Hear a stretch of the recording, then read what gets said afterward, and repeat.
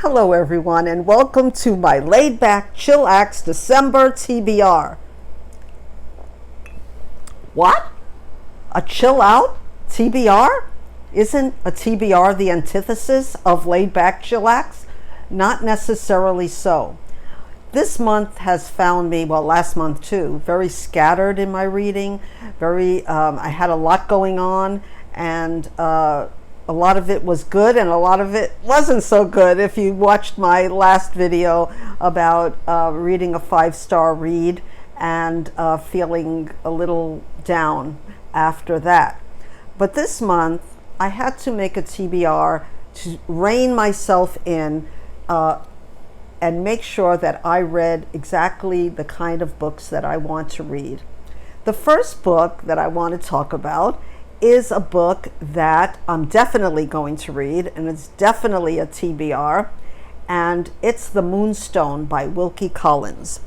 Now, I'm reading this as a buddy read with my good friend Nathan, who sent me the book on Kindle, which is much easier for me to read, and I'll have a copy that we both picked out right here. And The Moonstone is a Victorian novel. It's written in letters, and I'll have more about it. But I read Wilkie Collins' book, The Woman in White, or The Lady in White, The Woman in White, a few years ago, and I really enjoyed it. So when Nathan suggested that we read The Moonstone together, I was all in. And I've read the introduction, sort of, before the novel starts, and I really enjoyed his way of writing, and I'll explain that in a minute. But so what is it about? It's called The Moonstone, a Romance by Wilkie Collins. Is an 1868 British epistolary novel, letters. It is an early example of the modern detective story and established many of the ground rules of the modern genre. And it was published in a serialized way in Charles Dickens magazine all the year round, and it took almost the whole year. What I love about this novel so far, and about Wilkie Collins in general, is that he wrote for the general public. So it's kind of an easier read, and I'm not sure, I think this is a shorter book than The Woman in White, which I enjoyed very much when I read it a few years ago. And what is it about? So the Moonstone, what is the Moonstone? So far, what I read in the introduction, the Moonstone is not the typical stone that you see in the stone shops. And I do love my stones. I go to the stone shops around Hawaii, and I always love to look at different gems, whether they be expensive gems or not expensive gems. In fact, I have topaz that I really like, and that's not expensive. But it's interesting, side note, that some of the gems that are not considered very expensive were considered, like turquoise, and in fact amethyst was a very popular gem in the Victorian age, and was used in very exquisite jewelry. Anyway, I digress. The Moonstone in this book is talking about a yellow diamond, supposedly in this novel, stolen by the British Empire when they were ravaging India. And it sounds like a really, really good read. I don't know where the romance is yet, but I'm sure it's coming. So I'm looking forward to reading this, and I'm already started, and I'm so glad that it's not a Victorian novel that's going to require a lot of me emotionally or intellectually. Not to say that it's not going to have its twists and turns, but I think that I can handle it. The next book I want to talk about, I also don't have, and I'm thinking that Nathan sent this one to me too. And it's going to be here. What You Are Looking For is in the Library by Michiko, Aoyama, and translated by Allison Watts. Japanese translated book. It's not a mystery, but it has an element of something that I usually don't like in books, which is a tidbit of magical realism so far.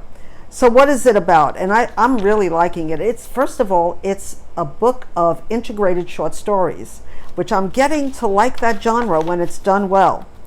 And a charming, internationally best-selling Japanese novel about how the perfect book recommendation can change a reader's life. And I read the first story in the collection, and there is a special library with a special librarian that can give you the perfect book to help you in your life. And I really enjoyed the first story, where a young girl from the country goes to Tokyo, and she's not living her best life, let's put it that way, until she meets the librarian. So I'm looking forward to see.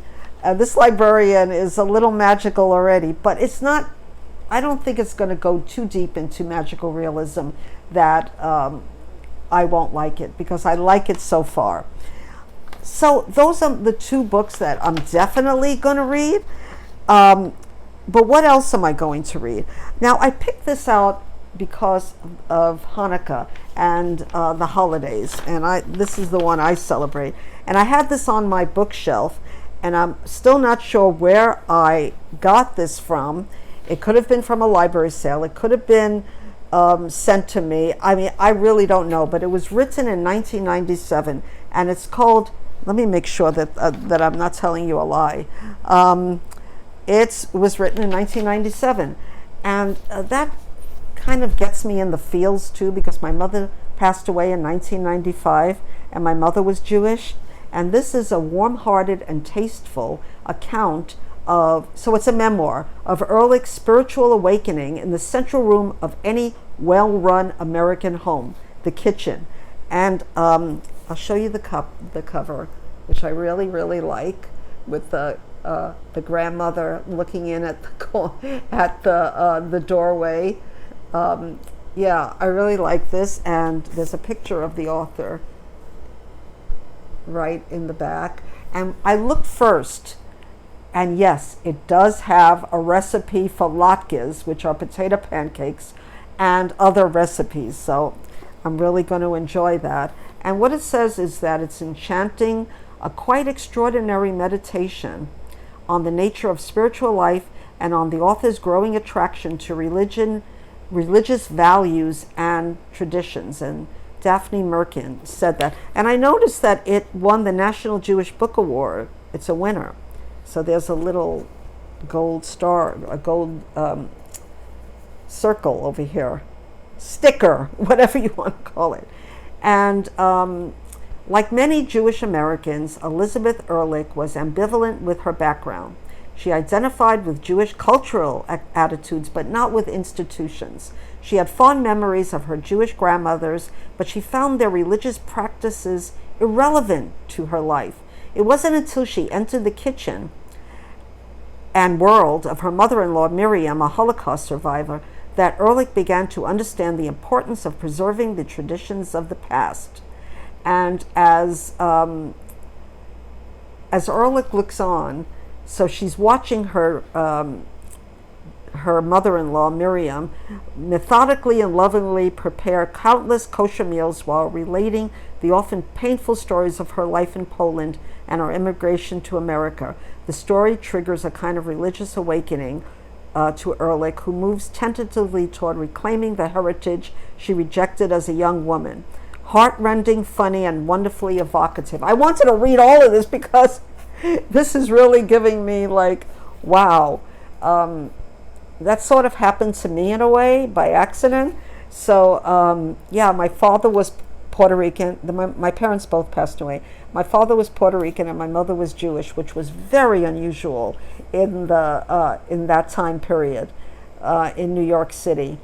And I was brought up with both traditions, but of course my mother, who was raised by Orthodox Jewish parents, was not really compliant with with their religious beliefs, because she married my father, which is really was not done in those days. And my mother was a rebel, and I think I got a little bit out of that from her. But I do love the tradition of Hanukkah.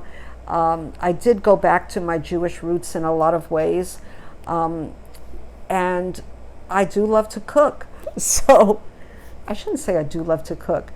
I do love to cook when I am in the mood to cook. And potato pancakes latkes is one of my favorite meals of Hanukkah. So I definitely want to read this book and also the recipes. So that is something I'm going to either read as a memoir or dip in and out of. I can't promise, because December is a month that I like to take it easy and enjoy the holidays. And I hope if you're in the US, you had a wonderful Thanksgiving. I spent it with my family and friends, not in my house. I didn't cook this year. I went to my best friend's brother's house, and I had never been there, even though I know my best friend for almost 50 years. I had never been to her brother's house. She has a big family, and we just had a wonderful time. So I hope if you were celebrating, you had a wonderful time as well. Now, the next book that I'm going to talk about is a book that I've meant to read. I've meant to read all year, and that's Agatha Christie. I like to read Agatha Christie in December because it gets a little cooler here in December. Now, don't hate on me, because it only gets 10 degrees higher in the summer than the winter. So we really have it good. I mean, it's cool. I can wear long sleeves, but it's sunny. It is sunny today. And I had this book. It was given to me by one of my subscribers, and it's Dame Agatha Abroad. And the one I want to read is Murder in Mesopotamia. So what is it about? When Nurse Amy Leatherin agrees to look after an archaeologist's ailing wife at a dig, she's in for more than nursing. She also has to solve a murder. Fortunately for Amy, Hercule Poirot is also visiting the excavation site. And I'm in the mood for this. So I think I'm going to finally get to read some of Dame Agatha Abroad, where she's not in London or England, well, in other places, that she's more in the Middle East. So yes, I'm looking forward to that. And then I'm going to try again to read, and I talked about this, so I won't go into this too much, the Inugami Curse. That's also Japanese translated mystery. And I talked about this already, and I was a little turned off by the long list of characters. But just for a quick recap, it's 1940s Japan. The wealthy head of the Inugami clan dies, and his family eagerly await the reading of the will. But no sooner are strange details revealed than a series of bizarre, gruesome murders begins. And then there's a detective, Kindaichi, and he must unravel the clan's terrible secrets, for forbidden liaisons, monstrous cruelty and hidden identities, to find the murderer and lift the curse, wreaking its bloody revenge on the Inugamis. So let's see if I'm in the mood for this. I'm not promising. Now, the next book that I'm going to talk about is a book that I own and that I want to give away. And in return, a book that I'm asking for. There's nothing wrong with that, right? The book that I'm giving away, and if you're interested, please let me know, wherever you are. And it's Alice Hoffman, Seventh Heaven. Now, the reason I want to give this away, and I think it's worthwhile, even though it's not new, is because it is a signed copy. It is a signed copy of the book.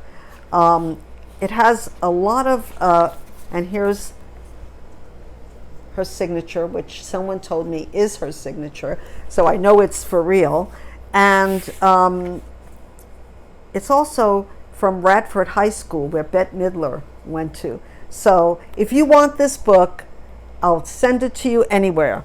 Now, what am I asking for? Well, on my wish list, I just happened to pick this up, and I read this book in the 90s, but it disappeared. And it's, the one I have is the journal. It's the Simple Abundance Journal of Gratitude by Sarah Ban Breathnach. And I remember it helped me through some difficult times in the 90s. Now, I'm not sure when this was, and I have some personal things in here, I tell you. So it was 1996, where I was going through a really difficult period in my life. So I just put on my, I have a wish list on Amazon. And if you, and this is out of print. I mean, the Simple Abundance, not this book, but the Simple Abundance, a Daybook of Comfort and Joy. I'll have that over here as well, because it looks like this, but it's not this book. And it's by Sarah Breathnach, and she had a few other books beside this book. I also put this down. So if you want to send that to me, like I said, it's out of print, but they have cheaper copies used. I don't care. So if you want to send that to me, that's fine. And I remember that I got a lot of, I think it was an Oprah book, if I'm not mistaken, but I got a lot of comfort in that book. So if you want to send that to me, I'm open to it, and I appreciate it. And I love these ribbons, as I told you the last time. You know, next month I'm coming with some news about my channel. And I'm also going to do, of course, the end of the year kind of stuff. And this is going, in January, this is going to be my 5th year on as a booktuber. And I am going to make some changes. So please stay tuned for that.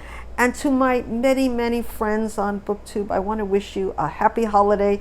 Whatever you celebrate or don't celebrate, have a wonderful December, and I will see you very soon with another video. Aloha.